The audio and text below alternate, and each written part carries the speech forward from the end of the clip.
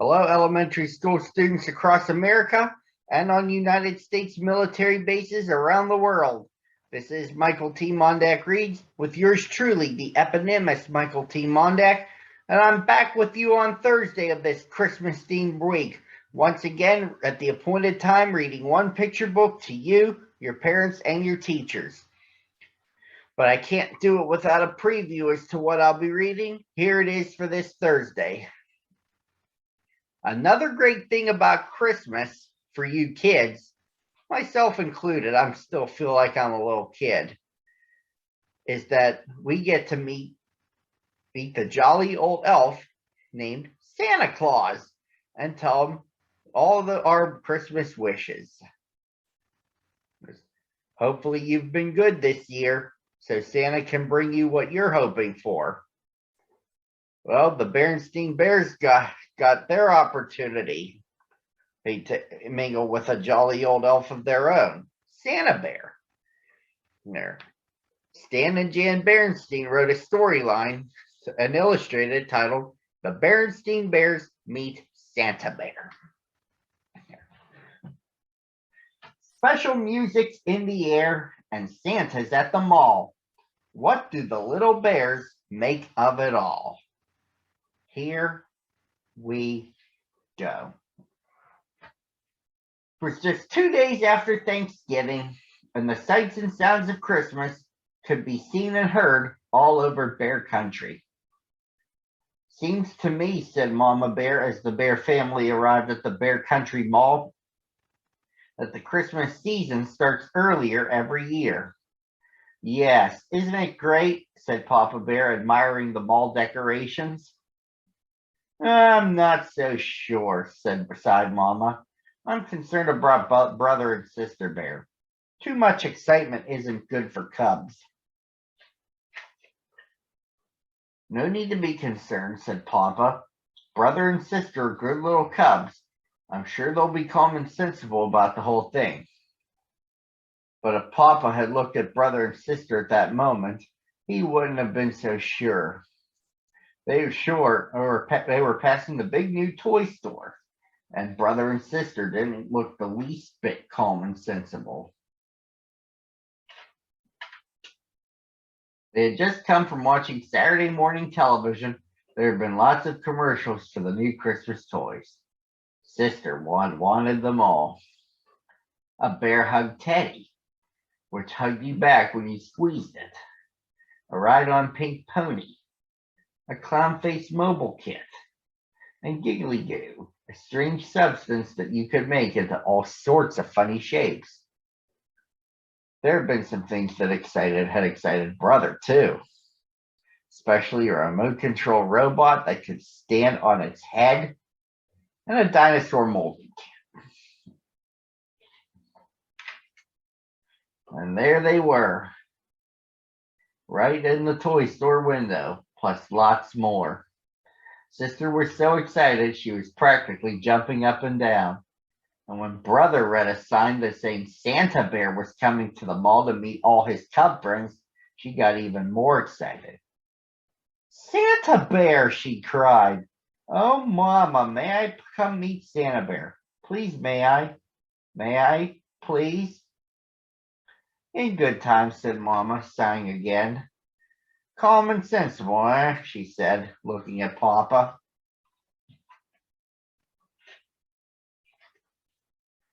Sister Bear could hardly wait to start her Christmas list. She needed a little help from brother with the hard words, but she didn't need any help thinking of things she wanted for Christmas. Over the next few days, the sights and sounds of Christmas became stronger and stronger, and Sister's list grew longer and longer.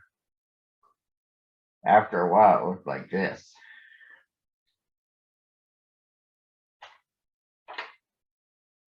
You know, warned brother, if your list is too long, Santa Bear might think you're greedy and not bring you anything. Sister hadn't thought of that.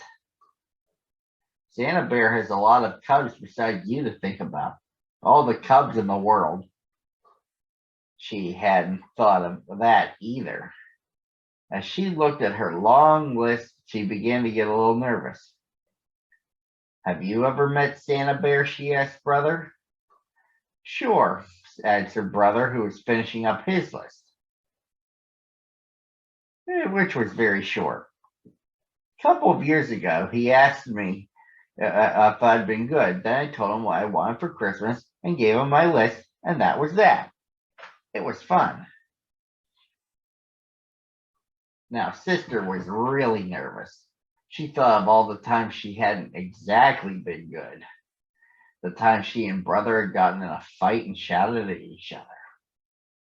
The time Mama's best lamp had gotten broken and they told a big lie.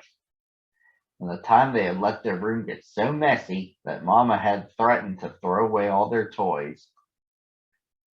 Oh, I wouldn't worry about those times, said Mama, giving Sister a little hug. Santa Bear doesn't expect cubs to be perfect, just good. Then she said, I hope you have your list ready because tomorrow is the day you are going to meet Santa Bear. Sister gulped. It's almost ready, she said. But what about your list for Santa, yours and Papa's? Don't worry about that, sweetie, said Papa. Santa Bear isn't for grown-ups. He's just for cubs. Whispered Brother. Presents for Mama and Papa is our job, silly. Come on, let's see how much you've got in your piggy bank. Sister had just enough. Brother had enough and a little extra. That evening, Sister made a new list. Looked a lot like Brother's. When they got to Santa Bear's little house at the mall the next day, there was a line. While Sister waited, she began to think about Santa and what a hard job he had. She wondered how he took care of all those cubs. She wondered where he got all those presents. She wondered. Then, before she could wonder another wonder, it was her turn, and she was up on Santa Bear's big lap. It's very nice to see you, he said in a deep, jolly voice. Now, tell me, my dear, have you been good this year? Well, said Sister, taking a deep breath, I haven't been perfect, but I have been good. And she told him what she wanted for Christmas and gave him her list. Santa gave Sister and every other cub a souvenir coloring book. The cover showed him and his 8 tiny reindeer flying through the starry skylight. Sister's mind was so filled with thoughts about Santa that she almost forgot about the special shopping she had to do. But Brother remembered. They found just the right presents for Mama and Papa. Sister chose a fine new fur brush for Papa and a lovely new pincushion for Mama. Brother bought Mama a box of her favorite breakfast tea, and for Papa, a handy pocket calculator. Look, said Sister as they were leaving the mall. Another Santa. She was right. There ringing a bell was a rather skinny Santa with a scraggly beard. Beside him was a big iron pot that said, Help the needy. That's one of Santa's many helpers, explained Papa. His job is to collect money to help the needy, birds who need seed, squirrels who didn't put enough aside for the winter. The Bear family all put money in the pot. Sister had spent all hers and had to borrow some from Mama. Finally, the days and weeks of preparation and waiting were over, and it was Christmas Eve.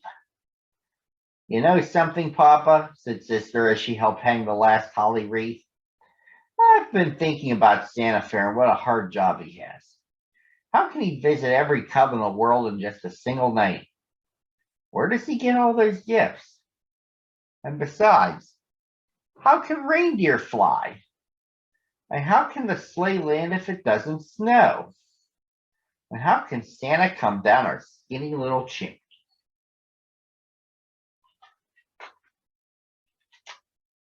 Papa took a deep breath, then looked up at the starry sky. I guess the answer, my dear, is that Christmas is such a special time that very special, almost magical things can happen. The most magical thing of all is Santa Bear. I'd say he has the best job in the whole world because the joy of giving is what Christmas is all about. I suppose, said Sister, that Santa could just skip the chimney and come in the front door. I suppose, said Papa. Then before she went in, she took one last look at the starry sky. But it had clouded over, and now instead of stars, there were snowflakes, thousands and thousands of small silent snowflakes. Well, she thought, at least that'll help with the sleigh.